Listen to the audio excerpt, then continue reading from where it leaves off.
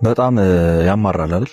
ማለት በተመሳሳይ ኃጢአት ሁሉ ጊዜ መውደቅ፣ ከዛ ለዛ ኃጢአት ወዶ ደግሞ በየዕለቱ ንስሐ አባት ጋር እየሄዱ ለመናዘዝ መሞከር ማለት ይሰለቻል። በቃ ለምንድን ነው ሁልጊዜ በቃ እነሳለሁ፣ ሁልጊዜ ንስሐ ገባበታለሁ፣ ሁልጊዜ ለራሴ ቃል እገባለሁ፣ እገዘታለሁ፣ በዚህ ዓመት በዚህ ቀን ከዚህ በኋላ አደርገውም ብለን በየዕለቱ የምንወድቅበት ኃጢአት አለ እና ሁላችንም ሰልችቶናል።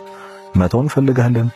ከንስሐ ከስጋው ደግሞ በኋላ ደግሞ ያንን ህይወት ትተን አዲስ ህይወት መጀመር ፈልጋለን። አንዳንዶቻችን እንደውም ንስሐ ባንገባውና ወደ ስጋው ደግሞ ማንቀርበው በዚህ ምክንያት በዚህ ኃጢአት ተመልሼ በወድቅስ ብለንና መውደቅ መነሳት ሁላችንም አሰልችቶናል። አቡነ ሺኖዳን አንድ ወጣት ሄዶ ጠይቋቸው ነበር። አባቴ በቃ ሁልጊዜ እነሳለሁ ግን እወድቃለሁ፣ እወድቃለሁና ደከመኝ፣ ንስሐ መግባት ማስጠላኝ፣ ምን ላድርግ አላቸው። አቡነ ሺኖዳ የመለሱት መልስ እጅግ አስደናቂ ነበር።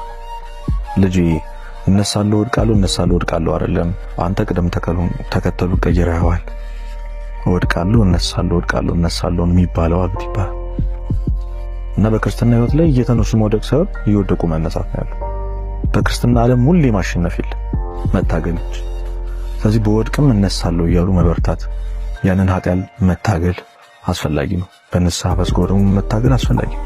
እግዚአብሔር ደግሞ በጣም የሚገርመው ነገር ከዛ ኃጢአት መቼ አንተ ነፃ እንደሚያወጣ ያውቃል።